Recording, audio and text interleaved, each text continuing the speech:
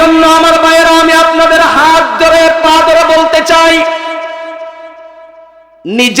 নিজেকে জাহান্নাম থেকে আমলের মাধ্যমে বাঁচান, নিজের পরিবার পরিজনদেরকে জাহান্নাম থেকে বাঁচান। এই জন্য আল্লাহ রাব্বুল আলামিন কোরআনুল কারীমের 66 নম্বর সূরা সূরাতুত তাহরীমের 6 নম্বর আয়াতে সুস্পষ্টভাবে কি বললেন শুনুন, ইয়া আইয়ুহাল্লাযীনা আমানু কু আনফুসাকুম ওয়া আহলিকুম নারা। আল্লাহ রাব্বুল আলামিন বললেন, হে বিশ্বাসীর দল, হে মুমিনদের দল, কু আনফুসাকুম, নিজেকে জাহান্নাম থেকে বাঁচাও। 2 নম্বরে বললেন ওয়া আহলিকুম নার, তোমার পরিবার পরিজনদেরকে জাহান্নাম থেকে বাঁচাও। আমার ভাইরা, অন্য আয়াতে আল্লাহ রাব্বুল আলামিন তার রাসূলকে নির্দেশ দিয়ে বলছেন, ওয়া আনদির আশীরাতাকাল আকরাবিন। ওগো রাসূল, আপনি আপনার নিকটতম আত্মীয়দেরকে, প্রতিবেশীদেরকে সতর্ক করুন। কে বলছেন? আল্লাহ তাআলা। কে বলছেন? রাসূলকে বলছেন আপনার নিকটতম প্রতিবেশীদেরকে সতর্ক করুন। আল্লাহ রাসূল পরিবার পরিজনদেরকে এবং বংশের লোকদেরকে, নিকটতম আত্মীয়দেরকে, সবাইকে সতর্ক করলেন। সর্বশেষ নিজের কলিজার টুকরা কন্যা ফাতেমা রাদিয়াল্লাহু তাআলা আনহাকে জাহান্নামের ভয় দেখিয়ে সতর্ক করলেন এবং বললেন, ইয়া ফাতিমা আনকিযি নাফসাকি মিনান নার ফাইন্নী লা আমলিকু লাকুম মিনাল্লাহি শাইআ। ওগো ফাতিমা, ওগো কলিজার টুকরা কন্যা ফাতিমা, তুমি নিজেকে জাহান্নামের আগুন থেকে বাঁচাও, অন্যথায় আমি রাসূল তোমাকে জাহান্নাম থেকে বাঁচাইতে পারবো না। ঈদ ওয়া ফুরকানিহিল হামিদ। আউযু বিল্লাহি মিনাশ শাইতানির রাজীম।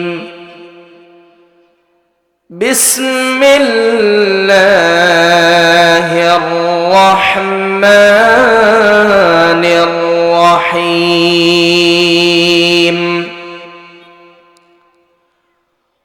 ওয়া ইন্না জাহান্নামা লামাওዒদুহুম আজমাঈন। লাহা সাবআতু আবওয়াব লিকুল্লি বাবিন মিনহুম জুজউম মাকসুম। সাদাকাল্লাহুল আযীম ওয়া সাদাকা রাসূলুহুন নাবিয়্যুল হাবিবুল কারীম। ونحن على ذلك من الشاهدين والشاكرين والحمد لله رب العالمين। সবাই একবার দরুদ ইব্রাহিম পাঠ করি। আল্লাহুম্মা সাল্লি আলা মুহাম্মাদিন ওয়া আলা আলি মুহাম্মাদ كما صليت على إبراهيم وعلى آل إبراهيم إنك حميد مجيد. اللهم بارك على محمد وعلى آل محمد كما باركت على إبراهيم وعلى آل إبراهيم إنك حميد مجيد. بلغ العلا بكماله كشف الدجى بجماله حسنت جميع خصاله صلوا عليه وآله अगर कुछ मिले या न मिले मोहम्मद मिले यानी वो शय जिससे अल्लाह मिले बलगल उला बिकमालिही कशफद दुजा बिजमालिही हसनत जमीअ खसालिही सल्लु अलैहि व आलिहि मोहब्बत একটু জিকির করুন লা ইলাহা সামনে আসো বসুন সামনে বসুন লা ইলাহা لا إله إلا الله لا إله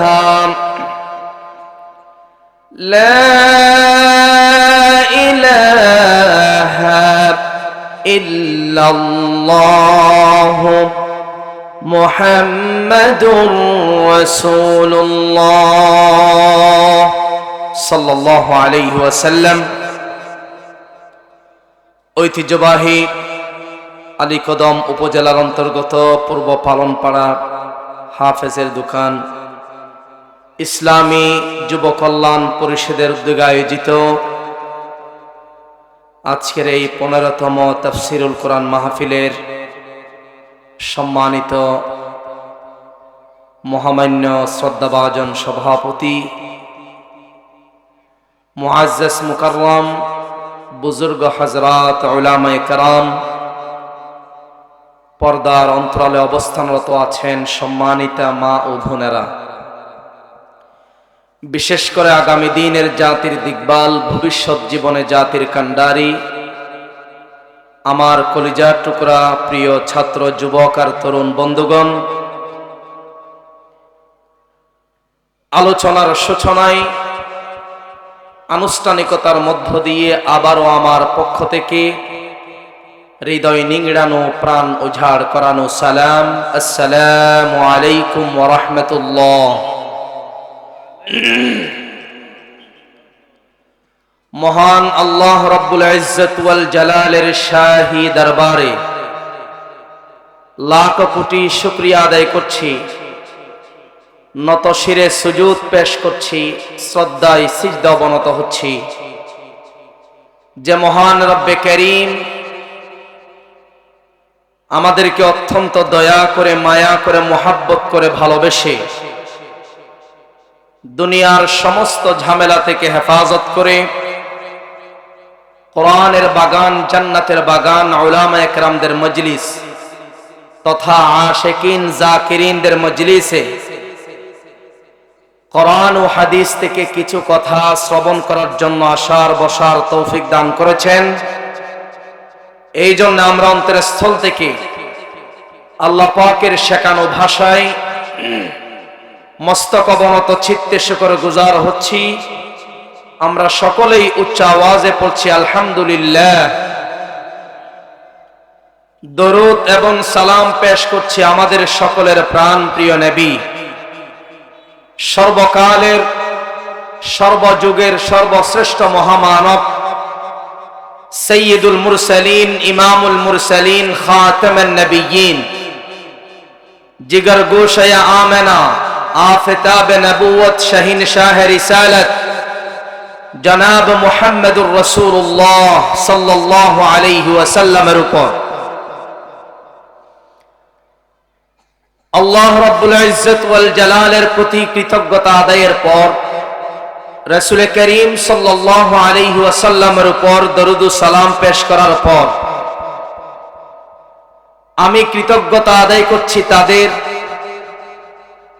যারা অত্যন্ত কষ্ট করে আজকের এই বিশাল মাহফিলের আয়োজন করেছেন।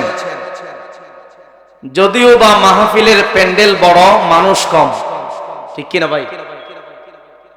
কষ্ট করে পরিশ্রম করে অনেক টাকা পয়সা খরচ করে বিশাল মাহফিলের আয়োজন যারা করেছেন, আমি তাদের প্রতি কৃতজ্ঞতা আদায় করছি। কারণ রাসূল বলছেন, মাল্লাম ইয়াশকুরিন নাস লাম ইয়াশকুরিল্লাহ। যারা মানুষের কৃতজ্ঞতা আদায় করতে জানে না, তারা আল্লাহরও কৃতজ্ঞতা আদায় করতে জানে না। এই জন্য আমি তাদের প্রতি কৃতজ্ঞশীল। সাথে সাথে যেই সকল সংগ্রামী ভাইদের মাধ্যমে একটি ফ্যাসিস্ট স্বৈরাচার জালেম মুক্ত বাংলাদেশ আমরা উপহার পেলাম, সেই সংগ্রামী আন্দোলনে যে সকল ছাত্র আর যুবক ভাইয়েরা বুকের তাজা রক্ত ঢেলে দিয়েছেন, আল্লাহ রাব্বুল আলামিন যেন তাদের সবাইকে শাহাদাতের মর্যাদা দান করেন। আমরা পড়ি আমিন। সম্মানিত উপস্থিতি, আমি মূল আলোচনায় যাওয়ার পূর্বেই আমি আহ্বান করতে চাই, আমি আপনাদেরকে বলতে চাই, যারা দায়িত্বশীল ভাইয়েরা আছেন আপনারা শ্রোতা বৃন্দ ভাইদেরকে প্যান্ডেলে পাঠিয়ে দিন, মাহফিলের পরিবেশ রক্ষার্থে, সৌন্দর্য রক্ষার্থে। যাই হোক, ইনশাআল্লাহ যেহেতু এসেছি, আপনাদের খেদমতে কিছু কথা বলতে চাই। আজকের মাহফিলের প্রধান বক্তা আলহামদুলিল্লাহ উপস্থিত হয়েছেন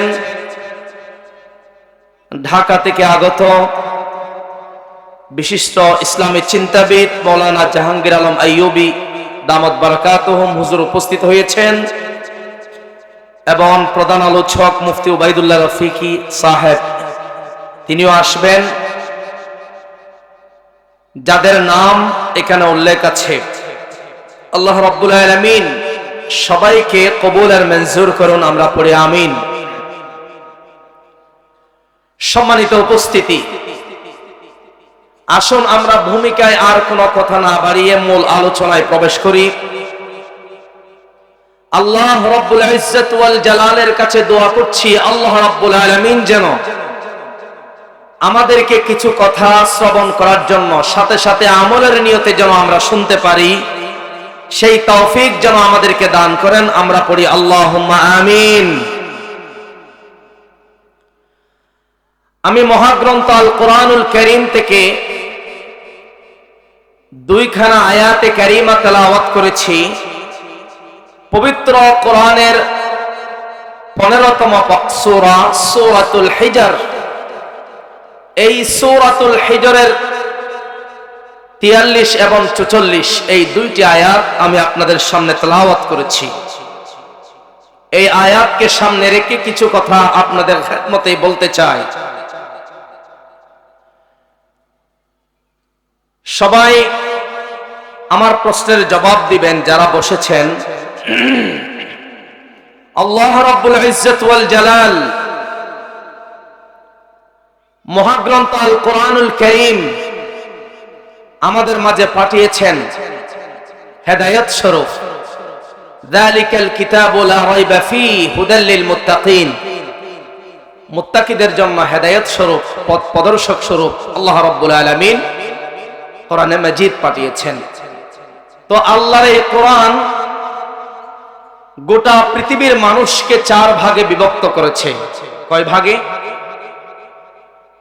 নাম্বার 1, 1 নাম্বার হলো মুমিন, নাম্বার 2, 2 নাম্বার মুশরিক, নাম্বার 3, 3 নাম্বার মুলহিদ, নাম্বার 4, 4 নাম্বার হলো মুনাফিক। এখন যদি আপনারা প্রশ্ন করেন মুমিনের পরিচয় কি, মুশরিকের পরিচয় কি, মুলহিদ মুনাফিক এদের পরিচয় কি, আপনাদের এই সকল প্রশ্নের জবাব যদি জানতে চান তাহলে কোরআনের কাছে আসতে হবে। কোরআন মানব জাতির সকল প্রশ্নের জবাব দিয়ে দিয়েছে। সুবহানাল্লাহ। আমার মুসলমান ভাইরা, যদি আমরা জানতে চাই মুমিন কারা, মুমিনের পরিচয় কি, কোরআন তা বলে দিয়েছেন। রব্বুল আলামিন কোরআনুল কারীমে বলছেন, সূরাতুল কাহফের ভিতরে আল্লাহ রব্বুল আলামিন মুমিনের পরিচয় দিয়ে বলছেন, ইন্নাল্লাযীনা আমানু ওয়া আমিলুস সালিহাতি কানাত লাহুম জান্নাতুল ফিরদাউসি নুজুলা খালিদিনা ফিহা লা ইয়াবগুনা আনহা হিওয়ালা। নিশ্চয় যারা ঈমান এনেছে, ঈমান আনার পর ওয়া আমিলুস সালিহাত, যারা নেক আমল করে, সৎ কাজ করে, আমলে সালেহ করে, তারাই হলো ঈমানদার। শুধু ঈমান আনার নাম ঈমানদার নয়, ঈমান আনার পরে যারা আমল করে, সৎ কাজ করে, তারা হলো ঈমানদার। আর এদের স্থান কোথায় হবে? আল্লাহ রাব্বুল আলামিন বলেন, তাদের স্থান হবে জান্নাতুল ফেরদাউস। তাদের স্থান কোথায়? যেই জান্নাতুল ফেরদাউসে ঈমানদারেরা চিরস্থায়ী থাকবে। শান্তির আবাসস্থল জান্নাতুল ফেরদাউসে ঈমানদারেরা চিরস্থায়ী থাকবে, আজীবন থাকবে, তারাই হলো ঈমানদার। নাম্বার 2, 2 নাম্বার হলো মুশরিক। এখন আমরা যদি জানতে চাই মুশরিক কারা, কোরআন সেই প্রশ্নের জবাব দিয়ে বলছেন সূরাতুল মাইদার ভিতরে। কোরআন বলছেন, ইন্নাহু মান ইউশরিক বিল্লাহি ফাকাদ হারামাল্লাহু আলাইহিল জান্নাতা ওয়া মাআওয়াহুন নার ওয়া মা লিয-যালিমিন মিন আনসার। মুশরিক হলো তারা যারা আল্লাহর সঙ্গে অন্য কাউকে শরীক সাব্যস্ত করে, অংশীদার স্থাপন করে, তার নাম হলো মুশরিক। এই মুশরিকদের স্থান কোথায় হবে? রব্বুল আলামিন বললেন, মুশরিকদের স্থান হবে জাহান্নামে। মুশরিক যারা, রব্বুল আলামিন তাদের জন্য জান্নাত হারাম করেছেন, তাদের জন্য জাহান্নাম ওয়াজিব করেছেন, তারা যাবে জাহান্নামে। মুশরিকরা যাবে কোথায়? মুশরিকদের পরিচয় কি? আমরা যদি সন্তান চাইব একমাত্র কার কাছে? আমরা রিজিক চাইলে কেবলমাত্র চাইব কার কাছে? আমরা সব কিছু চাইব আল্লাহর কাছে। যদি কেউ কোন মাজারে গিয়ে সন্তান চাই, যদি কেউ কোন মাজারে গিয়ে রিজিক চাই, কোন মাজারে গিয়ে সিজদা করে, তাহলে সে কার সাথে শিরক করলো? আল্লাহর সাথে শিরক করলো। তাকে আরবিতে বলা হয় মুশরিক। যারা মুশরিক তাদেরকে আল্লাহ রাব্বুল আলামিন মাফ করেন না। কোরআনুল কারীমে সূরা নিসার ভিতরে রব্বুল আলামিন বলেন, ইন্নাল্লাহা লা ইয়াগফিরু আন ইউশরাকা বিহি ওয়া ইয়াগফিরু মা দুনা যালিকা লিমান ইয়াশা ওয়া মান ইউশরিক বিল্লাহি ফাকাদ ইফতারা ইসমান আযীমা। আল্লাহ রাব্বুল আলামিন কখনো শিরকের গুনাহ মাফ করেন না। শিরকের গুনাহ ব্যতীত আল্লাহ রাব্বুল আলামিন বান্দার যে কোনো অপরাধ, যে কোনো অন্যায়, যে কোনো অপরাধ, বড় গুনাহ মাফ করে দিতে পারেন। কিন্তু যারা আল্লাহর সাথে অন্য কাউকে শরীক করেছে, রব্বুল আলামিন তাদের গুনাহ কখনো মাফ করেন না। শিরকের গুনাহ আল্লাহ রাব্বুল আলামিন মাফ করেন না। গতকালকে গেল লাইলাতুন নিসফে মিন শাবান, মনে আছে আপনাদের? শাবানের রজনীতে আল্লাহ রাব্বুল আলামিন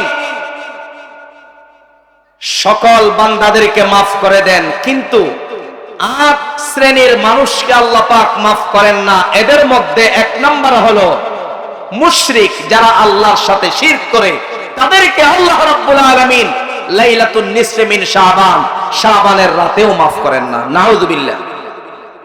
সুতরাং শিরক করা যাবে? শিরক করা যাবে না। শিরক হচ্ছে ইবাদতের ক্ষেত্রে ক্যান্সার। কথাই আছে ক্যান্সার নো অ্যানসার। ক্যান্সারওয়ালা রোগী সুস্থ হয়েছে, আপনারা এই যাবৎ শুনেছেন? ক্যান্সার মরণ ব্যাধি, মৃত্যু সুনিশ্চিত, ঠিক কিনা?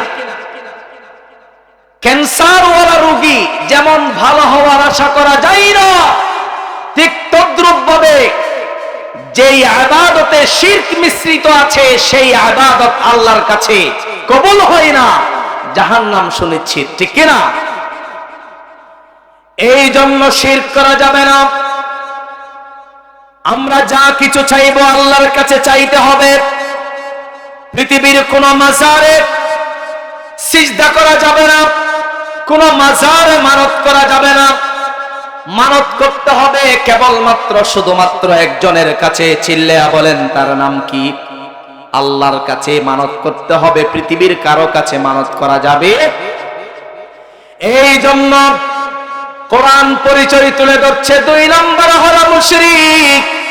মুশরিক যারা জাহান্নামী হবেন, তারা পৃথিবীতে একজন আল্লাহর ওলি ছিল, সে কোন বুজুর্গ, সে কোন পয়গম্বর ছিল না, অথচ সেই বুজুর্গের নামে আল্লাহ রাব্বুল আলামিন কোরআনুল কারীমে একটা সূরা তুলে ধরলেন, সূরা লোকমান। এই লোকমানের নামে কোরআনুল কারীমের 21তম পারার মধ্যে সূরাটা আল্লাহ রাব্বুল আলামিন তুলে ধরলেন। এই লোকমান হাকিম, সে আল্লাহর কাছে কেন দামি হয়েছে? সে কোন পয়গম্বর ছিল না, নবী ছিল না, সে একজন ছিল আল্লাহর ওয়ালি, সে একজন ছিল বুজুর্গ। তার নামে কেন কোরআনে সূরা আল্লাহ তাআলা দিলেন? লোকমান হাকিম তার সন্তানকে যেই সকল নসিহত, যেই সকল উপদেশগুলো দিয়েছিলেন, সেই উপদেশগুলো আল্লাহর কাছে এমন ভালো লেগে গেছে, রব্বুল আলামিন ওই উপদেশগুলো কোরআনুল কারীমে সূরা আকারে অবতীর্ণ করে দিলেন। সুবহানাল্লাহ।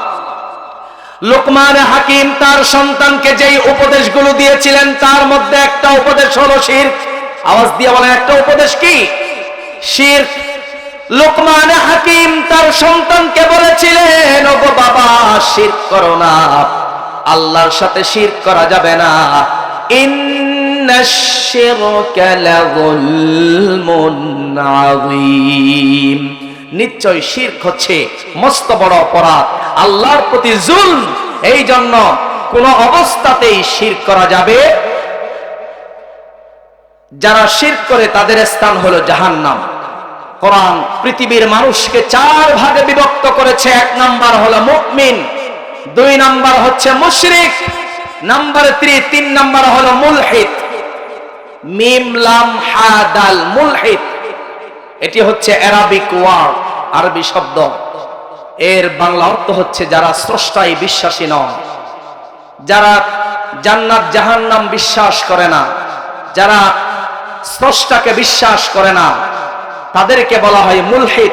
সহজ বাংলায় যদি আমরা বলতে চাই, যারা নাস্তিক, যারা স্রষ্টায় বিশ্বাসী নয়, তাদেরকে বলা হয় নাস্তিক। কি বলা হয়? যেমন আমাদের দেশে একজন তাসলিমা নাসরিন, নাম শুনেছেন? লিখিকা, তিনি ইসলামের বিরুদ্ধে লিখতেন, নবী রাসূলদের বিরুদ্ধে লিখতেন। এই তাসলিমা নাসরিন ইসলামের বিরুদ্ধে লেখার কারণে বাংলার তাওহীদি জনতা ওই তাসলিমা নাসরিনকে জুতা পিটা করে বাংলাদেশের জমিন থেকে বের করে দিয়েছে, ঠিক কিনা? কিছুদিন আগে বই মেলায় তাসলিমা নাসরিনের একটা বই এসেছে, বই মেলায়। বাংলার ইসলামী ছাত্র সমাজ প্রতিবাদ করেছে, প্রত্যেকটি মাহফিল থেকে প্রতিবাদ হয়েছে। যারা স্রষ্টায় বিশ্বাসী নয়, ইসলাম বিদ্বেষী, কোরআন বিদ্বেষী, সেই সকল নাস্তিকদের বই যেন আমাদের বাংলাদেশের বই মেলাতে উঠানো না হয় প্রতিবাদ করেছে। সাথে সাথে বই মেলা থেকে সেই নাস্তিকের বইগুলো সরিয়ে দেওয়া হয়েছে। সুবহানাল্লাহ পড়েন। আমার দেশের ইসলামী তরুণ আর যুবক ছাত্র বন্ধুরা প্রতিবাদ করার মধ্য দিয়ে সেই সকল নাস্তিক আর মুরতাদ যারা ইসলাম বিদ্বেষী যারা তাদের বিরুদ্ধে অবস্থান নেওয়ার কারণে তাদের বইগুলো বই মেলা থেকে অপসারণ হয়েছে। ঠিক কিনা বলেন? সেই সকল বইগুলো পুরো দেওয়া দরকার, কারণ তারা ইসলামের পক্ষে স্লোগান গায় না, তারা ইসলামের পক্ষে কলম ধরে না, তারা সদা সর্বদা ইসলাম বিদ্বেষী কথা, ইসলাম বিদ্বেষী চিন্তা চেতনা নিয়ে তারা কাজ করে। আরেকজন নাস্তিকের নাম হলো আসাদ নূর। নামটা কি বললাম? তাদের নামগুলো কি চমৎকার দেখেন, কিন্তু কাজ করে শয়তানের চেয়েও খারাপ। ঠিক কিনা? আসাদ নূর সে বর্তমান বাংলাদেশে নেই, সে বর্তমান বাহিরে রাষ্ট্রে আছে। সে অনলাইনে ফেসবুকে ইউটিউবে সে ইসলামের বিরুদ্ধে বিভিন্ন মন্তব্য করে, এমনকি আমাদের রাসূল করিম সাল্লাল্লাহু আলাইহি ওয়াসাল্লামের বিরুদ্ধেও সে বিভিন্ন বাজে মন্তব্য করে, ইসলামের বিরুদ্ধে সে বিভিন্ন ভিডিও বানায়। তো আমরা বলতে চাই যে সাহস থাকলে তুই দেশে আয়, আমাদের বাংলাদেশের ছাত্র সমাজ বুঝিয়ে দিবে। ঠিক কিনা বলেন? অনলাইনে এত বেড়াগিরি দেখাইস না। ঠিক কিনা বলেন? যদি সাহস থাকে, যদি ক্ষমতা থাকে, তাহলে বাংলাদেশে আয়, এসে তুই ইসলামের বিরুদ্ধে কথা বল, মুখের দাঁত একটাও থাকবে না। কথা বলেন ঠিক কিনা? এটা এখন ইসলামের দেশ, এটা কোরআন সুন্নাহর দেশ। বাংলাদেশ হলো ইসলামের দেশ, কোরআন সুন্নাহর দেশ, আলেম ওলামার দেশ, পীর বুজুর্গের দেশ, ইসলামী ছাত্র আর যুবকদের বাংলাদেশ। ঠিক কিনা বলেন? এই দেশে যারা ইসলামের বিরুদ্ধে অবস্থান নিতে চায়, কোরআনের বিরুদ্ধে অবস্থান নিতে চায়, তাদের জায়গায় এই বাংলার জমিনে হবে না। কথা বলেন ঠিক কিনা? সুতরাং আমি যে কথা বলতে চেয়েছিলাম, আল্লাহ রাব্বুল আলামিন হাত দিয়েছেন, পা দিয়েছেন, বুঝার জন্য মস্তিষ্ক দিয়েছেন, চোখ দিয়েছেন, কান দিয়েছেন। আল্লাহ রাব্বুল আলামিন সব কিছু দেওয়ার পরে এই আল্লাহর দেওয়া জিনিস নিয়ে যদি আমরা আল্লাহর বিরুদ্ধে, ইসলামের বিরুদ্ধে বলি, আল্লাহকে বিশ্বাস না করি, স্রষ্টাই বিশ্বাসী নয় যারা, তাদেরকে বলা হয় মুলহিদ। এই স্রষ্টাই বিশ্বাসী যারা নয়, যাদেরকে নাস্তিক বলা হয়, তারা যাবে জাহান্নামে। কোথায় যাবে? জাহান্নামে যাবে। এই জন্য কোরআন এই সকল নাস্তিকদের পরিচয় তুলে ধরেছেন। নাস্তিকরা জাহান্নামে যাবে, তারা চতুষ্পদ জানোয়ারের চেয়েও খারাপ। উলাইকা কাল আনআমি বাল হুম আদাল উলাইকা হুমুল গাফিলুন। নাস্তিক যারা, তারা চতুষ্পদ জানোয়ারের চেয়েও খারাপ। ঠিক কিনা বলেন? আর 4 নম্বর হলো মুনাফিক। মুনাফিক আমাদের সমাজে আছে না নাই? মুনাফিক কিন্তু হিন্দুদের মধ্যে নাই, মুনাফিক কিন্তু ইহুদিদের মধ্যে নাই, খ্রিস্টানদের মধ্যে নাই, মুনাফিক কিন্তু চাকমার মধ্যে নাই, বৌদ্ধ ধর্মে নাই, মুনাফিক কোন ধর্মের মধ্যে নাই। মুনাফিক আছে ইসলাম ধর্মে। কোন ধর্মে? মুনাফিক টুপিও পরে, দাড়িও রাখে, মুনাফিক জুব্বাও পরে, সব কিছু করে, আমার আপনার সাথে নামাজও পড়ে, সব কিছু করে, কিন্তু পিছনে পিছনে ইসলামের বিরুদ্ধে কাজ করে। এই মুনাফিকদের পরিচয় আল্লাহ রাব্বুল আলামিন সূরাতুন নিসা এর ভিতরে তুলে ধরলেন। আল্লাহ রাব্বুল আলামিন বলেন, ইন্নাল মুনাফিকিনা ইউখাদিউনা আল্লাহ ওয়া হুয়া খাদিউহুম وَإِذَا قَامُوا إِلَى الصَّلَاةِ قَامُوا كُسَالَى يُرَاءُونَ النَّاسَ وَلَا يذكرون الله إلا قليلا। যারা মুনাফিক তারা আল্লাহর সঙ্গে ধোঁকাবাজি করতে চায়, প্রতারণা করতে চায়, কিন্তু নিজের প্রতারণায় নিজেরাই পড়ে যায়। এই জন্য তোই আপনারা দেখেছেন বিগত ফেসিস স্বৈরাচারদের আমলে তারা ইসলামের বিরুদ্ধে তারা কাজ করতে চেয়েছিল। তারা আলেমদেরকে বিনা অপরাধে জেলখানায় নিয়ে বন্দী করেছে। তারা আলেমদের সাথে প্রতারণা করতে চেয়েছিল, ইসলাম ওয়ালাদের সাথে ধোঁকাবাজি করতে চেয়েছিল, কিন্তু জালেমরা নিজের প্রতারণায় নিজেরাই শিকার হয়ে বাংলাদেশ থেকে পালিয়ে গিয়েছেন। ঠিক না বলেন? বাংলাদেশে থাকার তাদের সুযোগ হয় নাই, কারণ আলেমদের সাথে যারা বিয়াদবি করবে, ইসলাম ওয়ালাদের সাথে যারা বিয়াদবি করবে, গাদ্দারি করবে, এমন একটি সময় আসবে নিজের দেশেও থাকার সুযোগ হবে না, পালিয়ে বাহিরে যেতে বাধ্য হতে হবে। ঠিক কিনা বলেন? আমার মুসলমান ভাইরা, এই মুনাফিকরা শুধুমাত্র কেবলমাত্র ভোট আসলে নির্বাচনের সময় নামাজ পড়ে, নির্বাচনের সময় বিভিন্ন মাদ্রাসায় গিয়ে সিমেন্ট দেয়, রড দেয়, বালি দেয়, আছে না নাই? নির্বাচন আসলে শুধুমাত্র এতিম অসহায়দেরকে সাহায্য করে, নির্বাচন আসলে মাথায় টুপি লাগায়, এমনকি অনেকে বাইতুল্লাহ গিয়ে আবার হজও করে। ঠিক কিনা বলেন?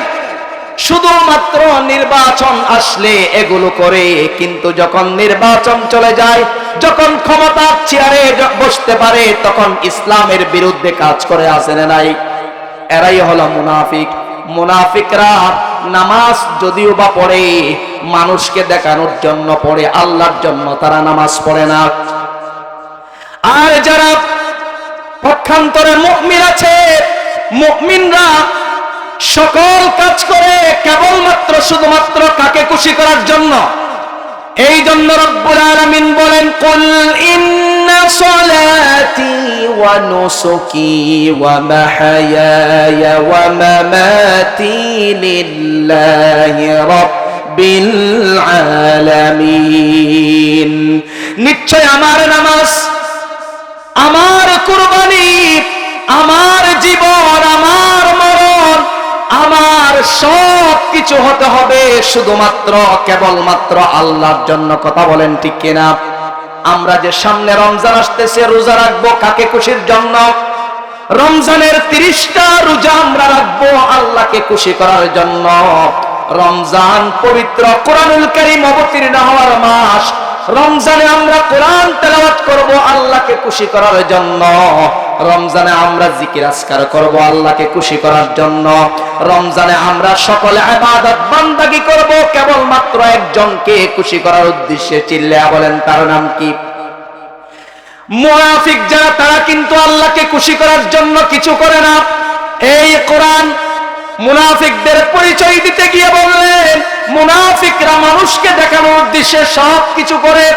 এই মুসলমান নামদারি মুনাফিকদের স্থান কোথায় হবে? কোরআন বলে দিয়েছেন, ইন্নাল মুনাফিকিনা ফিদ দারকিল আসফালি মিনান নার ওয়া লান তাজিদ লাহুম নাসীরা। মুনাফিকরা থাকবে জাহান্নামের তলদেশে, জাহান্নামের নিম্ন স্তরে মুনাফিকদের আবাস স্থল। ঠিক না বলেন? এই জন্য আমি আপনাদেরকে বলছি যে কোরআন পৃথিবীর মানুষকে 4 ভাগে ভাগ করেছেন। 1 নম্বর হলো মুমিন, মুমিনরা যাবে জান্নাতে। কোথায় যাবে? 2 নম্বর হলো মুশরিক, মুশরিকরা যাবে জাহান্নামে। 3 নম্বর মুলহিদ তথা নাস্তিক, তারা যাবে জাহান্নামে। 4 নম্বর হলো মুনাফিক, এই মুসলমান নামদারি মুনাফিকরাও যাবে জাহান্নামে। আপনাদেরকে প্রশ্ন করতে চাই, জাহান্নাম শান্তির জায়গা না অশান্তির জায়গা? এই জাহান্নাম হচ্ছে অত্যন্ত কঠিন আবাস স্থল, ভয়াবহ জায়গা, খুবই যন্ত্রণাদায়ক একটি স্থানের নাম হলো জাহান্নাম। এই জাহান্নাম আল্লাহ রাব্বুল আলামিন কাফের, মুশরিক, ফাসিক, ফুজ্জার, অবিশ্বাসীদেরকে শাস্তি দেওয়ার জন্য তৈরি করেছেন। আল্লাহ রাব্বুল আলামিন এই জাহান্নাম সম্পর্কে কোরআনুল কারীমে বিশদ বিস্তারিত আলোচনা করেছেন। আমার মুসলমান ভাইরা, কোরআনুল কারীম খুলে দেখুন 10 নম্বর সূরা, সূরা ইউনূসের 27 নম্বর আয়াতে আল্লাহ রাব্বুল আলামিন বলেন, কাআন্নামা উগশিয়াত ওয়াজুহুহুম কিতাআম মিনাল লাইলি মুযলিমা। কিয়ামতের দিন অবিশ্বাসী যারা ছিল তারা যখন জাহান্নামে যাবে, জাহান্নামে যাওয়ার পর তাদের মুখমণ্ডল মলিন হয়ে যাবে, তারা জাহান্নামের আযাব ভোগ করতে করতে অতিষ্ঠ হয়ে যাবে। জাহান্নামীরা জাহান্নামে যাওয়ার পর তাদের চেহারা দগ্ধ হয়ে যাবে, শরীরের চামড়া পুড়ে দগ্ধ হয়ে যাবে, ফলে তাদের মুখ থেকে জিহ্বাটা বেরিয়ে আসবে। তারা এক পর্যায়ে আল্লাহর কাছে মৃত্যু কামনা করবে, কিন্তু জাহান্নামে কি কোনো মৃত্যু হবে নাকি? সুম্মা লা ইয়ামুতু ফিহা ওয়া লা ইয়াহয়া। জাহান্নামে মরবেও না, বাঁচবেও না, আদা মরা হয়ে থাকবে। ঠিক কিনা বলেন? এই জাহান্নামীদেরকে শাস্তি দেওয়ার জন্য জাহান্নামের গেইটে 70,000 ফেরেশতা থাকবে, আযাবের ফেরেশতা। কত হাজার? 70,000। তাদের চেহারা হবে ভয়ঙ্কর, তাদের বর্ণ হবে কালো, দেখতে তাদেরকে ভয়ঙ্কর লাগবে, তাদের মুখ থেকে দাঁতগুলো বের হয়ে আসবে। এরকম মানুষ যদি পৃথিবীতে কেউ দেখে, সবাই কি দেখলে ভয় পাবে না? জাহান্নামীদেরকে যারা শাস্তি দিবে, যেই সকল আযাবের ফেরেশতা, তাদের অবস্থাও এরকম হবে, মুখ থেকে দাঁতগুলো বের হয়ে আসবে। জাহান্নামের আযাব এত ভয়াবহ, শাস্তি এত ভয়াবহ, জাহান্নামের ভয়াবহ পরিস্থিতি দেখে পৃথিবীর সমস্ত নবী রাসূলগণ ভীত সন্ত্রস্ত হয়ে যাবে। সকলেই একটি বাক্য বলবে, রব্বি সালাম, রব্বি সালাম। ওগো আল্লাহ, আমাদেরকে জাহান্নাম থেকে নিরাপত্তা দিন, জাহান্নাম থেকে আমাদেরকে বাঁচান। এই একটি বাক্য সমস্ত নবীরা জাহান্নামের ভয়াবহতা দেখে বলতে থাকবে। আমার মুসলমান ভাইরা, জাহান্নামের ভয় অন্তরে নিয়ে আমাদের সবাইকে যে মরতে হবে, কবরে যেতে হবে, কবরের ভয় অন্তরে নিয়ে কথাগুলো একটু কান দিয়ে দিল দিয়ে শুনুন, মনোযোগ দিয়ে শুনতে হবে রে মুসলমান। আম্মা জান আয়েশা সিদ্দিকা রাদিয়াল্লাহু তাআলা আনহা যখন রাসূলের জবান থেকে জাহান্নামের বর্ণনা শুনতেন, তখন আম্মা জান আয়েশার চোখ দিয়ে অজরে পানি পড়ে যেত। শুধু তাই নয়, জলিলুল কদর একজন রাসূলের সাহাবী সাইয়্যিদুনা ওমর রাদিয়াল্লাহু তাআলা আনহু, ওমর রাদিয়াল্লাহু তাআলা আনহু মানুষটা নরম না গরম? আর আওয়াজ দিয়ে বলেন, নরম না গরম? ওমর রাদিয়াল্লাহু তাআলা আনহু এমন গরম ছিলেন, যেই রাস্তা দিয়ে যেতেন ওই রাস্তা দিয়ে শয়তান যেতেন না। যে শয়তান বলতো এই রাস্তা দিয়ে ওমর গেছে, যদি আমাকে পাই 2 টুকরা করে ফেলবে। ঠিক কিনা বলেন? হাতের মধ্যে সব সময় তরবারি থাকতো, তলোয়ার থাকতো। সাইয়্যিদুনা ওমর রাদিয়াল্লাহু তাআলা আনহু দুনিয়াতে থাকা অবস্থায় জান্নাতের টিকিট পেয়েছিলেন। ওমর রাদিয়াল্লাহু তাআলা আনহু ইসলামের দ্বিতীয় খলিফা ছিলেন। আল্লাহর রাসূল ওমরের ব্যাপারে বলছেন, যদি আমার পরে পৃথিবীতে কোন নবী আসতো, তাহলে সেই নবী হতো ওমর। সুবহানাল্লাহ। এই ওমরের মতো একজন জলিলুল কদর সাহাবী, তিনি যখন কোরআন তেলাওয়াত করতেন, কোরআন তেলাওয়াত করতে করতে যখন জাহান্নামের আয়াতগুলো সামনে চলে আসতেন, তখন ওমর রাদিয়াল্লাহু তাআলা আনহুর চোখ দিয়ে পানি পড়ে আসতো। আহারে, জাহান্নামের এই আযাব কিভাবে সহ্য করব? আমার ভাইরা, ওমর রাদিয়াল্লাহু তাআলা আনহুর মতো মানুষের যদি এই অবস্থা হয়, তাহলে আমাদের অবস্থা কেমন হওয়া উচিত? আমরা কি জাহান্নাম থেকে বাঁচতে পারবো নাকি? এই জন্য জীবনটাকে সাজান, জীবনটাকে গুছান, জীবনটাকে ইসলামের আলোয় আলোকিত করতে হবে রে মুসলমান। অযথা সময় নষ্ট করা যাবে না। মাহফিলের প্যান্ডেলে এসে যদি বসতে পারেন জীবনের গুনাহ মাফ বলছেন মুহাম্মদ সাল্লাল্লাহু। এই জন্য সকলেই মাহফিলের প্যান্ডেলে আসতে পারে না। যাদের গুনাহ আছে আল্লাহ রাব্বুল আলামিন এর উসিলায় গুনাহগুলো মাফ করে দেন, সুবহানাল্লাহ। এই জন্য আমরা যারা এসেছি খুশি না বেজার? শেষ পর্যন্ত থাকবেন তো? প্রিয় হাজিরিন, ওমর রাদিয়াল্লাহু তাআলা আনহুর মতো মানুষের যদি এই অবস্থা হয় তাহলে আমাদের কি অবস্থা হবে? আমার মুসলমান ভাইরা, রাসূল করিম সাল্লাল্লাহু আলাইহি ওয়াসাল্লামের সাহাবী মুআয বিন জাবাল, আব্দুল্লাহ বিন রাওয়াহা, উবাদা বিন সামিত রাদিয়াল্লাহু আনহুম আজমাইন, এদের মতো বড় বড় সম্মানিত সাহাবীরা যখন রাসূলের জবান থেকে জাহান্নামের বর্ণনা শুনতেন তখন কেঁদে ফেলতেন। অসংখ্য সাহাবী জাহান্নামের আলোচনা শুনলেই কাঁদতে কাঁদতে অজ্ঞান হয়ে যেতেন, বেহুশ হয়ে যেতেন। এভাবে করে রাসূলের আরেকজন সাহাবী আব্দুল্লাহ ইবনে মাসউদ রাদিয়াল্লাহু তাআলা আনহু যখন কোন বাজারের পাশ দিয়ে কামারের দোকানের পাশ দিয়ে যেতেন তখন কামারের দোকানে যে প্রজ্বলিত আগুন দিয়ে কামারেরা দা ছুরি এগুলা ধার দেয়, ঠিক কিনা বলেন? লোহা গরম করে। এই কামারের দোকানের পাশ দিয়ে যখন আব্দুল্লাহ ইবনে মাসউদ যেতেন তখন আগুন দেখে কেঁদে ফেলতেন, আহারে জাহান্নামের আগুন তো এর চেয়ে আরো বেশি ভয়াবহ হবে, কিভাবে সহ্য করব? আমার মুসলমান ভাইয়েরা, আমার যুবকের তরুণ বন্ধুগণ, পর্দার আড়ালের মা বোনেরা, গভীর মনোযোগ দিয়ে শুনতে হবে। জীবনটাকে গোছাতে হবে, ইবাদতের মাধ্যমে নিজের জীবনটাকে সাজাতে হবে, না হয় জাহান্নাম থেকে বাঁচা যাবে না। জাহান্নাম হলো ভয়াবহ স্থান, ঠিক কিনা বলেন? আমার মুসলমান ভাইরা, সুফিয়ান সাউরি তার সামনে যখন জাহান্নামের বর্ণনা হতো তখন তার রক্ত প্রস্রাব হতো। এভাবে করে রাসূলের আরেকজন সাহাবী যখন বাড়িতে এসে রাত্রে বিছানায় যেতেন ঘুমানোর জন্য, তার বিছানায় তার পাশে ছিল তার কলিজার টুকরা কন্যা। যখন রাসূলের সাহাবী বিছানায় ঘুমায় তখন তার চোখ দিয়ে ঘুম আসে না। পাশে থাকা কলিজার টুকরা কন্যা ডাক দিয়ে কয়, ওগো আব্বাজান, আপনি ঘুমাচ্ছেন কেন? আপনি একবার ডান কাত হয়ে যান, আরেকবার বাম কাত হয়ে যান, আপনি এদিক সেদিক নড়াচড়া করছেন, আপনি ঘুমাচ্ছেন না কেন? তখন সাহাবী ডাক দিয়া কয়, ইন্না আযাবা রাব্বিকা কানা মাহযুরান, নিশ্চয়ই তোমার রবের আযাব কতই না ভয়াবহ। আল্লাহর আযাব আমাকে ঘুমাতে দিচ্ছে না, জাহান্নামের ভয়, কবরের আযাবের ভয় আমাকে ঘুমাতে দিচ্ছে না। আল্লাহু আকবার বলেন। এই জন্য আমার ভাইয়েরা, আমি আপনাদের হাত ধরে পা ধরে বলতে চাই, নিজেকে জাহান্নাম থেকে আমলের মাধ্যমে বাঁচান, নিজের পরিবার পরিজনদেরকে জাহান্নাম থেকে বাঁচান।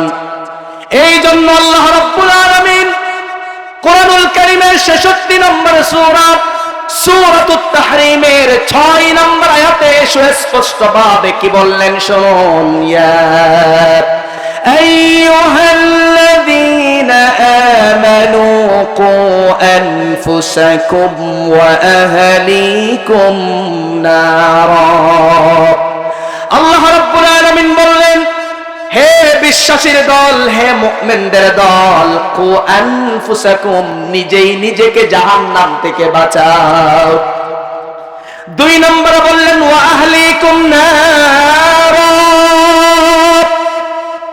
তোমার পরিবার পরিজনদেরকে জাহান্নাম থেকে বাঁচাও। আমার ভাইরা, অন্য আয়াতে আল্লাহ রাব্বুল আলামিন তার রাসূলকে নির্দেশ দিয়ে বলছেন, ওয়া আনদির আশীরাতাকাল আকরাবিন, ও রাসূল, আপনি আপনার নিকটতম আত্মীয়দেরকে, প্রতিবেশীদেরকে সতর্ক করুন। কে বলছেন? আল্লাহ তাআলা। কে বলছেন? রাসূলকে বলছেন আপনার নিকটতম প্রতিবেশীদেরকে সতর্ক করুন। আল্লাহ রাসূল পরিবার পরিজনদেরকে এবং বংশের লোকদেরকে, নিকটতম আত্মীয়দেরকে, সবাইকে সতর্ক করলেন। সর্বশেষ নিজের কলিজার টুকরা কন্যা ফাতেমা রাদিয়াল্লাহু তাআলা আনহাকে জাহান্নামের ভয় দেখিয়ে সতর্ক করলেন এবং বললেন, ইয়া ফাতিমা আনকিদি নাফসাকি মিনান নার ফাইন্নী লা আমলিকু লাকুম মিনাল্লাহি শাইআ। ওগো ফাতিমা, ওগো কলিজার টুকরা কন্যা ফাতিমা, তুমি নিজেই নিজেকে জাহান্নামের আগুন থেকে বাঁচাও, অন্যথায় আমি রাসূল তোমাকে জাহান্নাম থেকে বাঁচাইতে পারবো না। কে বলছেন? মুহাম্মদ সাল্লাল্লাহু আলাইহি ওয়াসাল্লাম তার কলিজার টুকরা কন্যাকে বলছেন। তাহলে একজন রাসূলের কন্যা ফাতেমা রাদিয়াল্লাহু তাআলা আনহা যদি হয় এই অবস্থা, আমার আপনার অবস্থা কেমন হবে? আমরা কি একটু চিন্তা করছি? সম্মানিত উপস্থিতি, ফাতেমা রাদিয়াল্লাহু তাআলা আনহা তিনি হবেন জান্নাতে নারীদের নেতা, মহিলাদের নেতা হবে, সরদার হবে ফাতিমা। কে হবে? এবং জান্নাতে যুবকদের সরদার হবে ফাতিমার কলিজার টুকরা সন্তানেরা হাসান এবং হুসাইন রাদিয়াল্লাহু তাআলা আনহুমা। আর আলী রাদিয়াল্লাহু তাআলা আনহু হচ্ছেন ফাতিমার স্বামী হযরত হাসান হুসাইনের আব্বাজান। তো আমি বলতে চেয়েছিলাম, এরকম একজন ফাতিমার ব্যাপারে যদি রাসূল এই বলে থাকেন, তাহলে আমাদের অবস্থা কেমন হবে? আমরা তো একটু চিন্তা করলাম না। তো আমাদের দেশে যেই সকল মাজার আছে, তারা বলে যে আমাদের মাজারে আসলে, আমাদের মাজারে এসে বাবার মুরিদ হলে যে নামাজ রোজা লাগে না, এবং আখিরাতে আমাদের বাবার মুরিদ হলে আমাদের বাবা তোমাদেরকে জাহান্নাম থেকে বাঁচাইয়া দিবে। নাউজুবিল্লাহ পড়েন। এরকম বলে কি বলে না? বলে, পানের নিচে জ্বললে বাতি, সেই বাতি আর নিবে না, খাজা বাবার মুরিদ হলে নামাজ রোজা লাগে না। নাউজুবিল্লাহ পড়েন। কি শিরকি কবিতা দেখছেন তারা বানাইছে। খাজা বাবার মুরিদ হলে নাকি কি লাগে না? নামাজ রোজা লাগে না। নাউজুবিল্লাহ। কিরকম ছাগলের ছাগলামি কথা, পাগলের পাগলামি কথা। কেউ ফিরে না কালি হাতে, বাবারে তোর দরবারেতে, কেউ ফিরে না কালি হাতে, বাবারে তোর দরবারেতে। বাবার মুরিদ হলে নাকি কেউ বাবার দরবার থেকে কালি হাতে যায় না। নাউজুবিল্লাহ। বরং আমাদেরকে বলতে হবে, কেউ ফিরে না কালি হাতে, আল্লাহরে তোর দরবারেতে। বলেন, কেউ ফিরে না কালি হাতে, আল্লাহরে তোর দরবারেতে। আল্লাহর দরবারে যদি আমরা দুহাত তুলে চাই, চাওয়ার মতো যদি আমরা চাইতে পারি, আল্লাহ তাআলা আমাদেরকে কি খালি হাতে ফিরিয়ে দিবেন? কখনো দিবেন না। আমার মুসলমান ভাইরা, আল্লাহ রাব্বুল আলামিন তার রাসূলকে নির্দেশ দিলেন সকল প্রতিবেশীদেরকে জাহান্নাম থেকে সতর্ক করার জন্য। আল্লাহর রাসূল প্রতিবেশীদেরকে সতর্ক করলেন, নিকটতম আত্মীয়দেরকে সতর্ক করলেন, বংশের লোকদেরকে সতর্ক করলেন, সর্বশেষ কলিজার টুকরা কন্যা ফাতিমা রাদিয়াল্লাহু তাআলা আনহাকে জাহান্নাম থেকে সতর্ক করলেন। এর মানে আল্লাহর রাসূল বুঝাতে চেয়েছেন পৃথিবীর মানুষদেরকে, হে পৃথিবীর মানুষেরা, প্রত্যেক মা বাবাদের কিছু দায়িত্ব আছে সন্তানের প্রতি। এর মধ্যে একটি দায়িত্ব হলো পরিবার পরিজনদেরকে, সন্তান সন্তানাদিদেরকে জাহান্নাম থেকে বাঁচানো, সন্তানদেরকে জাহান্নাম থেকে বাঁচানো। এটাও একটা মাতা পিতার দায়িত্ব, ঠিক কিনা বলেন? আল্লাহ রাসূল যে কলিজার টুকরা ফাতিমাকে জাহান্নামের ভয় দেখিয়েছেন। সম্মানিত হাজিরিন, এই জন্য আল্লাহ রাব্বুল আলামিনের কাছে দোয়া করতে হবে আমরা যেন জাহান্নাম থেকে বাঁচি। আল্লাহর রাসূল দোয়া শিখিয়ে দিয়েছেন, আমাদেরকে আমল শিখিয়ে দিয়েছেন, আল্লাহুম্মা আজিরনা মিনান নার। সব সময় দোয়া করতে হবে, ওগো আল্লাহ আমাদেরকে জাহান্নাম থেকে বাঁচাও। এই দোয়াটা আপনারা পড়তে পারবেন কিনা? আল্লাহুম্মা আজিরনা মিনান নার।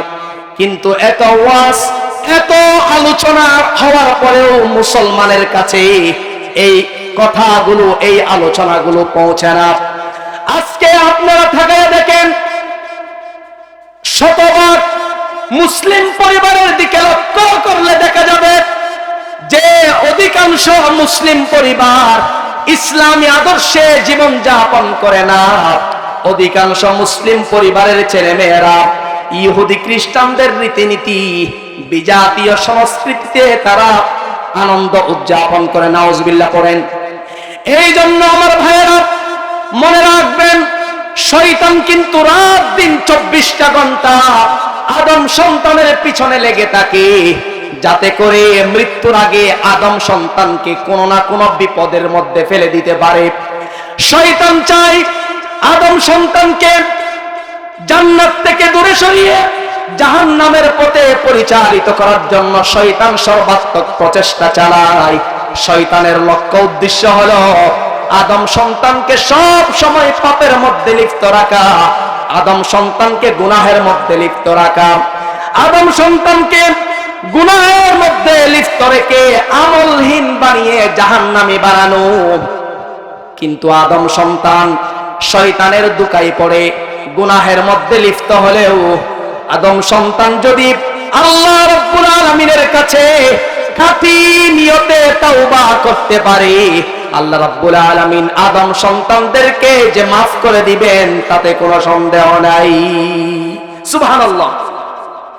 কারণ আল্লাহ রাব্বুল আলামিন হচ্ছেন অত্যন্ত দয়ালু, অত্যন্ত ক্ষমাশীল। আল্লাহ তাআলার রহমত অত্যন্ত ব্যাপক। এই জন্য আল্লাহ রাব্বুল আলামিন বললেন, ওয়া ইন্নী লাগাফফারুল লিমান তাবা ওয়া আমানা ওয়া আমিলা সালিহান সুম্মা তাদা। আল্লাহ রাব্বুল আলামিন বললেন, আমি অবশ্যই ক্ষমাশীল, আমি অবশ্যই ক্ষমাশীল তাদের প্রতি যারা ঈমান আনে, যারা তাওবা করে, যারা আমার কাছে ক্ষমা চায়, যারা সৎ পথে অটল থাকে, আমি তাদের প্রতি ক্ষমাশীল। সুবহানাল্লাহ পড়েন। আমরা যদি আল্লাহর কাছে চাই তাহলে আল্লাহ তাআলা আমাদের চাওয়াকে পূরণ করবেন। মান লাম ইয়াসআলিল্লাহ ইয়াগদাব আলাইহি। বড় আমরা যদি আল্লাহর কাছে না চাই তাহলে আল্লাহ তাআলা আমাদের প্রতি রাগান্বিত হয়ে যায়। এই জন্য আমরা ক্ষমা চাইবো, তাওবা করব একজনের কাছে। চিল্লিয়া বলেন তার নাম কি? কারণ আল্লাহ রাব্বুল আলামিন এই পৃথিবীতে আমাদেরকে খুব অল্প সময়ের জন্য পাঠিয়েছেন। সময় থাকতে আমাদেরকে তাওবা করতে হবে, জীবনটাকে গুছাতে হবে, তাওবা করে আমাদের আমলকে পাক্কা করতে হবে। যদি আমলকে আমরা পাক্কা করতে পারি, কবরে শান্তি আছে না নাই? আখিরাতে শান্তি আছে না নাই? জাহান্নাম থেকে মুক্তির ব্যবস্থা আছে না নাই? আমার মুসলমান ভাইরা, সময় থাকতে আল্লাহর কাছে তওবা করতে হবে, সময়টাকে কদর করতে হবে। সময়টাকে কদর করে ঈমান ও নেক আমলের মাধ্যমে সময়টাকে গুছাতে হবে, সাজাতে হবে। আমার মুসলমান ভাইরা, কারণ আমাদের এই দুনিয়াটা হচ্ছে আসল জগৎ নয়, এই দুনিয়াটা হচ্ছে আসল জগৎ নয়। আসল জগৎ হচ্ছে আখিরাতের জগৎ। আখিরাতের জগৎ সুন্দর এবং সফল যদি আমরা করতে চাই তাহলে এখন থেকে আখিরাতের জন্য নেক আমলের মাধ্যমে আমাদেরকে প্রস্তুতি গ্রহণ করতে হবে। পারা যাবে? এখন থেকে নেক আমলের মাধ্যমে আখিরাতের জন্য প্রস্তুতি গ্রহণ করতে হবে। জাহান্নাম থেকে চোখের পানি ছেড়ে দিয়ে এখন থেকে মাপ চাইতে হবে। কবরের আযাব থেকে এখন থেকে চোখের পানি ছেড়ে দিয়ে মাপ চাইতে হবে। কারণ কবরের আযাব, জাহান্নামের আযাব সহ্য করার মতো সেই শক্তি আমাদের আছে নাকি? আমাদের আছে? আমার মুসলমান ভাইরা, সাইয়্যিদুনা আবু হুরায়রা রাদিয়াল্লাহু তাআলা আনহুর মতো একজন সাহাবী, তিনি যখন মৃত্যু শয্যায় শায়িত হলেন, তার চোখ দিয়ে ঝরঝর করে পানি পড়ে যায়। লোকেরা জানতে চাইলেন, ইয়া আবু হুরায়রা, আপনি কান্নাকাটি করার কারণটা কি আমরা জানতে চাই। হযরতে আবু হুরায়রা রাদিয়াল্লাহু তাআলা আনহু ডাক দিয়া বললেন, ওগো ভাইরা, আমি দুনিয়ার ধন সম্পদের জন্য কাঁদছি না, আমি অট্টালিকার জন্য কাঁদছি না, আমি গাড়ি বাড়ির জন্য কাঁদছি না, আমি পরিবারের জন্য, মা বাবার জন্য, বন্ধু বান্ধবের জন্য কাঁদতেছি না। আমি কাঁদছি এই জন্য, আমি এই মুহূর্তে মৃত্যু শয্যায় শায়িত, যে কোনো অবস্থায় আমার মৃত্যু হতে পারে। আর যদি মৃত্যু হয়ে যায় আমার সামনে দুইটা রাস্তা খোলা, একটা হচ্ছে জান্নাতের পথ আর একটা হলো জাহান্নামের পথ। আমি আবু হুরায়রা কি জান্নাতের পথের প্রতীক না জাহান্নামের প্রতীক? এই জন্য আমার চোখ দিয়ে পানি বের হয়ে যাচ্ছে। কারণ সুবহানাল্লাহ। জাহান্নামের ভয়ে কাঁদছেন, কবরের আযাবের ভয়ে কাঁদছেন একজন সাহাবী সাইয়্যিদুনা আবু দারদা রাদিয়াল্লাহু তাআলা আনহু। এরকম একজন সাহাবী, তিনি সব সময় বলতেন, আহারে আমি যদি মানুষ না হয়ে যদি কোন মরুভূমির বালি হতাম, কোন মরুভূমির ধুলো হতাম, তাহলে কতই না উত্তম হতো। তাহলে কাল কিয়ামতের দিন আল্লাহর সামনে আমাকে দাঁড়ানো হতো না, আল্লাহর কাঠ গড়াই দাঁড়িয়ে আমি আবু দারদাকে হিসাব দেওয়া লাগতো না, বাতাসের সাথে মিশে যেতাম যদি আমি ভারী কণা হতাম। এইভাবে করে অসংখ্য সাহাবী কবরের ভয়ে, জাহান্নামের ভয়ে চোখের পানি ছেড়ে দিয়ে সব সময় আল্লাহর কাছে হাত তুলে তওবা করতেন। কারণ আল্লাহর রাসূল প্রতিদিন দৈনিক 112 উপরে তওবা করতেন। অন্য হাদিসে এসেছে রাসূল তওবা করতেন দৈনিক 70 বারের উপরে। এখন যদি আমি মুসলমানদেরকে প্রশ্ন করতে চাই যে আমরা দৈনিক কতবার তওবা করি, তাহলে 100 মধ্যে একজনও জবাব দিতে পারবে না। পারবে? জবাব দিতে পারবে না। আমাদের কবরের আযাব নাই, কবরের আযাবের ভয় নাই, জাহান্নামের আযাবের ভয় আজকে মুসলিমদের মধ্যে নাই। মুসলিমদের অন্তরে যদি আজকে আযাবের ভয় থাকতো, আল্লাহ যে আমাকে ধরবেন এই ভয় যদি আমাদের অন্তরে থাকতো, তাহলে এরকম একটা সুন্দর মাহফিলের প্যান্ডেলে বসার জন্য জায়গা দেওয়া খুঁজে পাওয়া যেত না, ঠিক কিনা? আজকে আমাদের অন্তরে আল্লাহর ভয় নাই, কবরের আযাবের ভয় নাই বিদায় আজকে আমরা ইসলামের পক্ষে হয়ে কাজ করি না, দ্বীনি মুযাকারায় মাহফিলে আমরা সময় দিতে পারি না, ঠিক কিনা বলেন?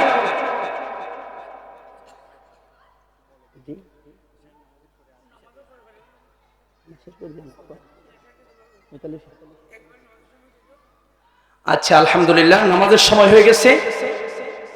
এশার উপর আরো আলোচক বৃন্দরা আছেন, তারা আলোচনা করবেন ইনশাআল্লাহ। যতটুকু বলেছি আল্লাহ তাআলা আমাদের সবাইকে আমল করার এবং বুঝার, বাস্তব জীবনে ফিট করার তৌফিক দান করুক। আমিন। আসসালামু আলাইকুম ওয়া রাহমাতুল্লাহ।